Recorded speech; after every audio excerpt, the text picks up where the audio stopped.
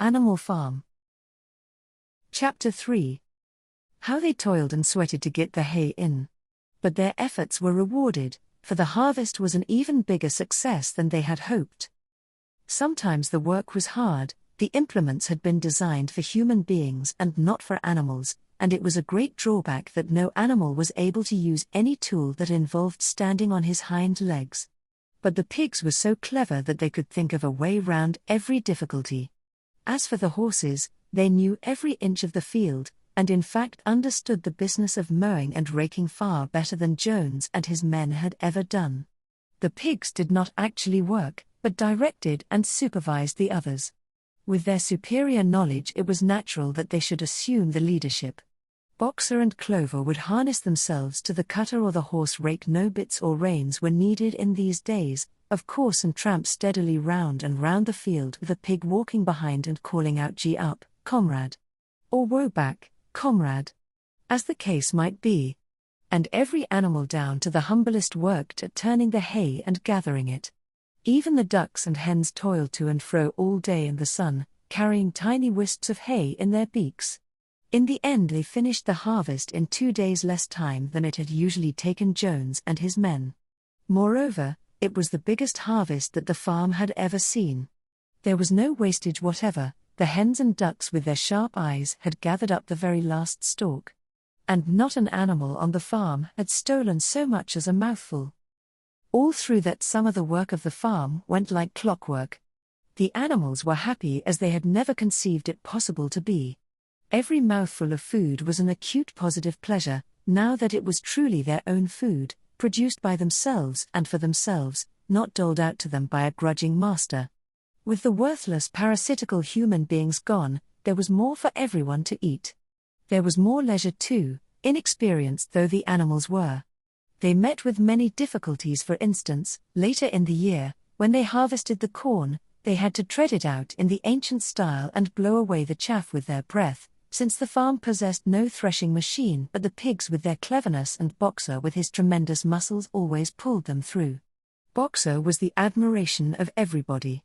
He had been a hard worker even in Jones's time, but now he seemed more like 3 horses than one. There were days when the entire work of the farm seemed to rest on his mighty shoulders.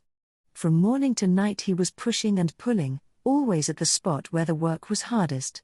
He had made an arrangement with one of the cockerels to call him in the mornings half an hour earlier than anyone else, and would put in some volunteer labor at whatever seemed to be most needed, before the regular day's work began. His answer to every problem, every setback, was "I will work harder," which he had adopted as his personal motto. But everyone worked according to his capacity. The hens and ducks, for instance, saved 5 bushels of corn at the harvest by gathering up the stray grains. Nobody stole, nobody grumbled over his rations. The quarreling and biting and jealousy which had been normal features of life in the old days had almost disappeared. Nobody shirked, or almost nobody.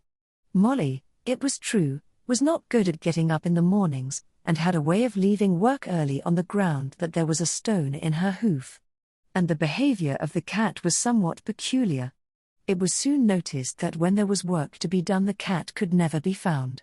She would vanish for hours on end, and then reappear at meal times, or in the evening after work was over, as though nothing had happened. But she always made such excellent excuses, and purred so affectionately, that it was impossible not to believe in her good intentions. Old Benjamin, the donkey, seemed quite unchanged since the rebellion. He did his work in the same slow, obstinate way as he had done it in Jones's time, never shirking and never volunteering for extra work either. About the rebellion and its results he would express no opinion. When asked whether he was not happier now that Jones was gone, he would say only donkeys live a long time. None of you has ever seen a dead donkey, and the others had to be content with this cryptic answer. On Sundays there was no work. Breakfast was an hour later than usual, and after breakfast there was a ceremony which was observed every week without fail. First came the hoisting of the flag. Snowball had found in the harness room an old green tablecloth of Mrs. Jones's and had painted on it a hoof and a horn in white. This was run up the flagstaff in the farmhouse garden every Sunday morning. The flag was green, Snowball explained, to represent the green fields of England, while the hoof and horn signified the future republic of the animals which would arise when the human race had been finally overthrown. After the hoisting of the flag, all the animals trooped into the big barn for a general assembly which was known as the meeting. Here the work of the coming week was planned out and resolutions were put forward and debated. It was always the pigs who put forward the resolutions. The other animals understood how to vote, but could never think of any resolutions of their own. Snowball and Napoleon were by far the most active in the debates. But it was noticed that these two were never in agreement. Whatever suggestion either of them made, the other could be counted on to oppose it. Even when it was resolved a thing no one could object to in itself, to set aside the small paddock behind the orchard as a home of rest for animals who were past work, there was a stormy debate over the correct retiring age for each class of animal. The meeting always ended with the singing of Beasts of England, and the afternoon was given up to recreation. The pigs had set aside the harness room as a headquarters for themselves. Here, in the evenings, they studied blacksmithing, carpentering, and other necessary arts from books which they had brought out of the farmhouse. Snowball also busied himself with organizing the other animals into what he called animal committees. He was indefatigable at this. He formed the Egg Production Committee for the hens, the Clean Tails League for the cows, the Wild Comrades Re-Education Committee. The object of this was to tame the rats and rabbits, the Whiter Wool Movement for the sheep, and various others, besides instituting classes in reading and writing. On the whole, these projects were a failure. The attempt to tame the wild creatures, for instance, broke down almost immediately. They continued to behave very much as before, and when treated with generosity, simply took advantage of it. The cat joined the Re-Education Committee and was very active in it for some days. She was seen one day sitting on a roof and talking to some sparrows who were just out of her reach. She was telling them that all animals were now comrades and that any sparrow who chose could come and perch on her paw, but the sparrows kept their distance. The reading and writing classes, however, were a great success. By the autumn almost every animal on the farm was literate in some degree. As for the pigs, they could already read and write perfectly. The dogs learned to read fairly well, but were not interested in reading anything except the 7 Commandments. Muriel, the goat, could read somewhat better than the dogs, and sometimes used to read to the others in the evenings from scraps of newspaper which she found on the rubbish heap.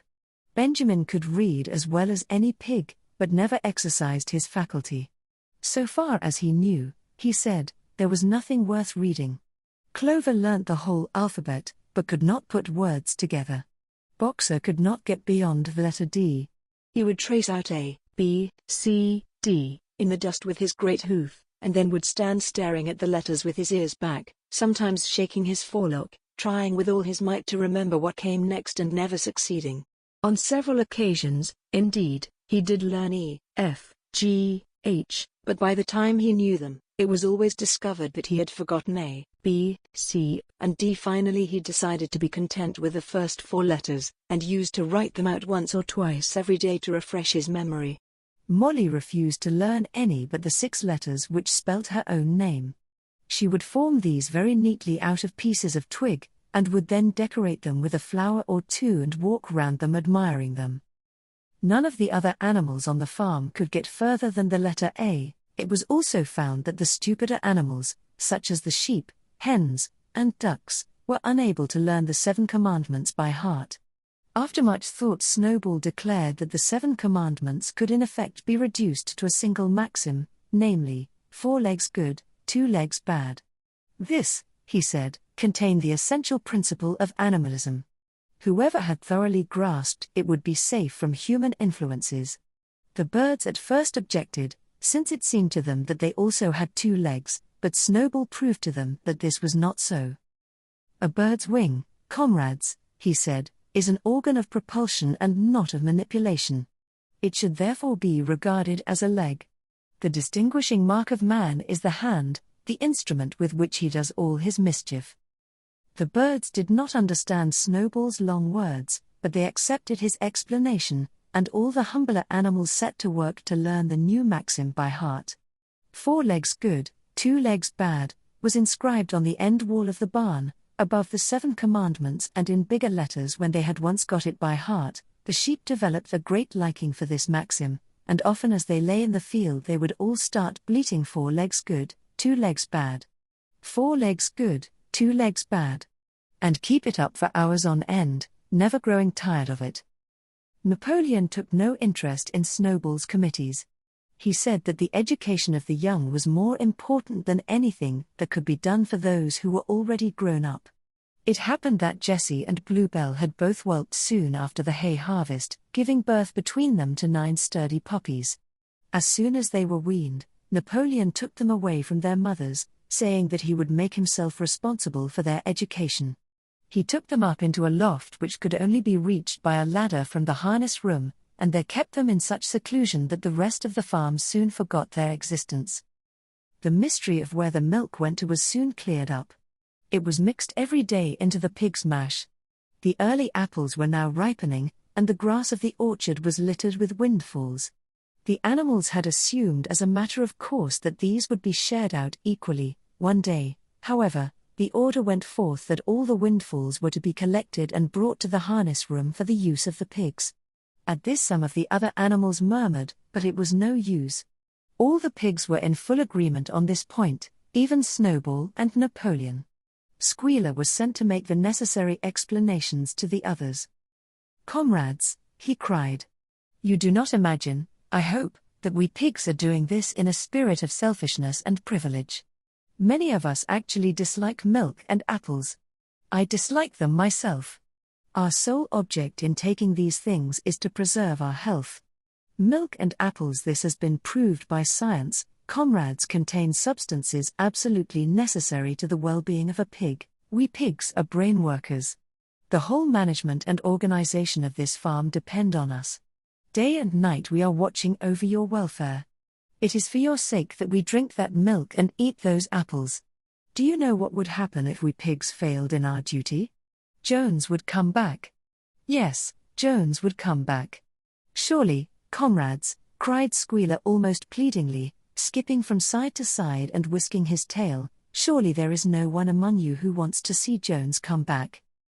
Now if there was one thing that the animals were completely certain of, it was that they did not want Jones back.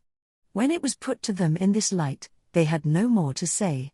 The importance of keeping the pigs in good health was all too obvious.